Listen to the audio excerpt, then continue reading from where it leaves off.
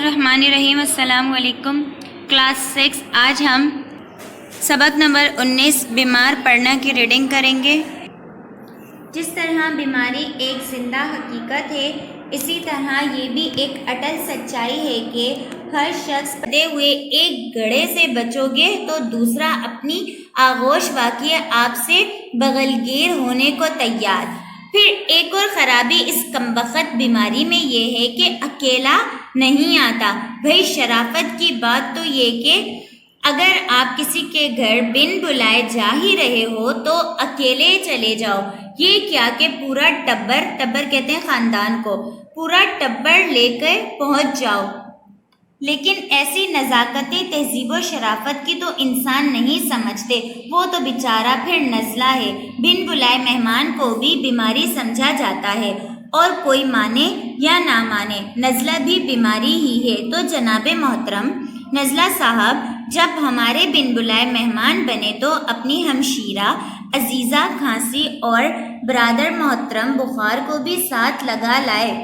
اول تو نزلہ کی مہمانداری ہی میں انسان کچھ کم ذلیل نہیں ہوتا، اور اگر نزلے کے ساتھ ساتھ اس کے بھائی بہن کی بھی ناز برداریاں نخرے اور خاطرداریاں کرنا پڑ جائیں تو انسان ذلیل تر ہو کر رہ جاتا ہے۔ یہاں ہم ایک اور مزید بات یاد آ رہی ہے جو کسی سنگین مذاق سے کم نہیں۔ کہتے ہیں بخار کو بھوکا مارو اور نزلے کو کھلا کر۔ سیلی زبان میں اس کا مطلب یہ ہے کہ اگر بخار ہے تو کچھ مت کھاؤ پیو، اور اگر نزلہ ہے تو خوب کھاؤ۔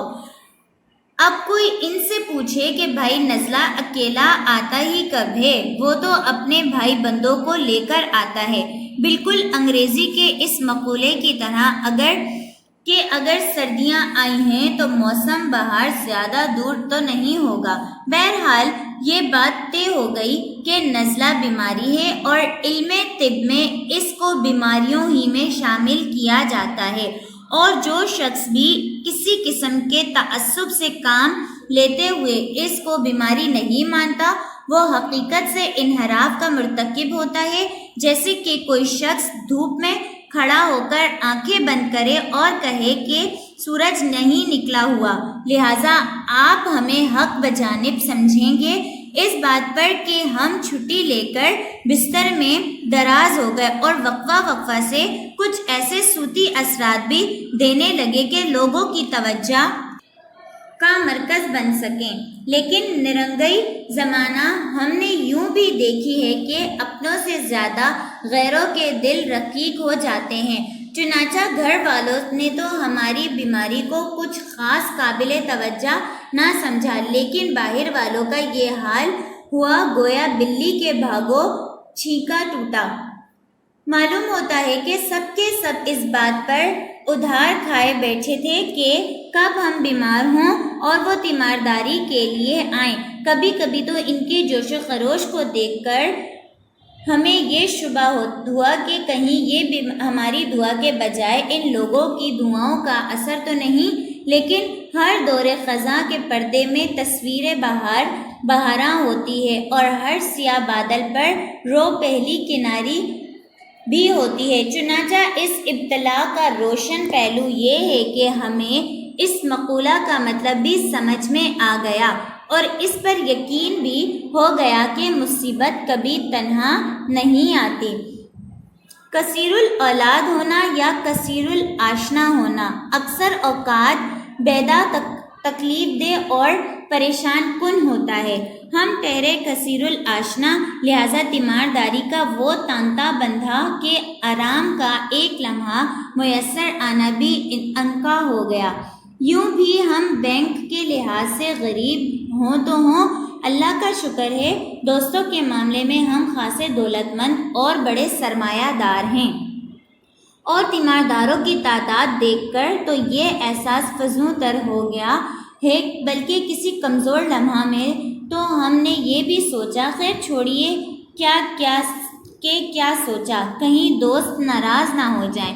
بہرحال دوستوں کا شکر گزار ہونا چاہیے کہ جس نے بھی سنا دوڑا چلا آیا، ورنہ تو آج کل کے اس عدیم الفرصت دور میں کسی کی عیادت کے لیے کچھ لمحات اڑا لینا बड़ी हिम्मत और मोहब्बत की बात है। हर शख्स ने पूछा, अरे भाई क्या तबीयत खराब हो गई? गोया इनके देखने के मुकाबले में हमारा बताना ज़्यादा वक़ी है। हालांकि सुनी हुई बात देखी हुई बात की मानिंद किस तरह हो सकती है। सब कुछ देख भी रहे हैं, सुनकर भी आए हैं, मगर पूछेंगे भी ज़रूर। जी में आया कह दें कि जी हैज़ा हो गया है। जाहिर है वो चौंक कर यही कहते कि हैं वो कैसे? हमने तो सुना था नज़ला हुआ है। भाई जब तुमने सुन लिया है कि नज़ला हुआ है तो फिर पूछने की ज़रूरत। दूसरा सवाल होता है कैसे हुआ? अब ये भी कोई हादसा है कि बताएं कैसे हुआ? कोई हमारी हड्डी टूटी है कि हम बताएं कैसे टूटी? ये किसको नहीं मालूम कि नज़ला कैसे होता है, क्यों होता है। हालांकि पूछने वाले को भी मालूम नहीं कितनी मर्तबा खुद भी हो चुका होगा। शायद इनके तीमारदारों ने भी इनसे यही पूछा होगा और अब हर मरीज से ये सवाल पूछकर इंतकाम ले रहे होंगे। बाज़ लोग जवाब भी खुद ही दे देते हैं। हवा लग गई होगी, मौसम भी बड़ा ख़राब है, बारिश ही नहीं हुई। खुश्क मौसम की वजह से फ़िज़ा में हर तरफ गर्द ही गर्द है। आप खुद ही इंसाफ कीजिए, जब इतने सारे असबाब इन्हें खुद मालूम हैं तो फिर हमसे क्या तवक्का रखते हैं। अब इसका जवाब तो यही हो सकता है कि बस क़िबला एक गलती हो गई। रात को ठंडे पानी से नहाकर सहन में पंखा चलाकर चादर ओढ़कर सो गया। वो तो शुक्र है नमूनिया नहीं हुआ, नज़ले पर ही बला टली। एक साहब ने तो हद ही कर दी, कहने लगे, अरे भाई ये एकदम ही कैसे हो गया? गोया कि अब नज़ले को भी आने से पहले कोई अल्टीमेटम देना चाहिए था, या फिर कुछ इस तरह होना चाहिए था कि पुराने बादशाहों के नकीबों की तरह आवाज़ लगाई जाती, बाअदब, बामुलाहिज़ा, होशियार वगैरह वगैरह। या फिर वो चाहते थे कि इसको किस्तों में रफ्ता रफ्ता आना चाहिए था ताकि मुदाफ़ियत का निज़ाम कुछ बेहतर बना लिया जाता। इन सवालात की यकसानियत बेहद हैरत अंगेज़ थी। बाज़ औक़ात तो ये शुबा होने लगता था कि शायद आपस में मशवरा करके आए हैं। चुनांचा हमने ये सोचा कि इस तजुर्बे की रोशनी में एक सवालनामा मुरतब करके इनके जवाबात या तो कैसेट में रिकॉर्ड कर लिए जाएं और जैसे ही कोई तीमारदार आए रिकॉर्ड चला दिया जाए, या किसी कागज़ पर जवाब लिखकर इसकी फ़ोटोकॉपियाँ तीमारदारों में तकसीम कर दी जाएं, ताकि अगर खुदा न ख़्वास्ता बीमार हों तो वो इसकी फ़ोटोकॉपियाँ करा के तकसीम कर सकें। इस तरह चराग से चराग जलता चला जाएगा और उम्मीद है बेहतों का भला होगा। ये तो पहला मरहला था तीमारदारों का। दूसरा जानलेवा मरहला इयादत करने का वो होता है जब हर आने वाला मरीज़ के मर्ज़ का इलाज बताना अपना फ़र्ज़ मुनसबी समझता है। मसलन अगर कोई हकीमों का मुरीद आ गया तो गुफ्तगू का अंदाज़ कुछ यूँ होगा, अरे साहब छोड़िए इन डॉक्टरी दवाओं को, ये तो नज़ले को बिगाड़ कर रख देते हैं। इन डॉक्टरों के बस का नहीं नज़ले का इलाज जोशांदा पीजिए, जो जोशांदा। इसी तरह जो भी आता है अपनी कहानी साथ लाता है।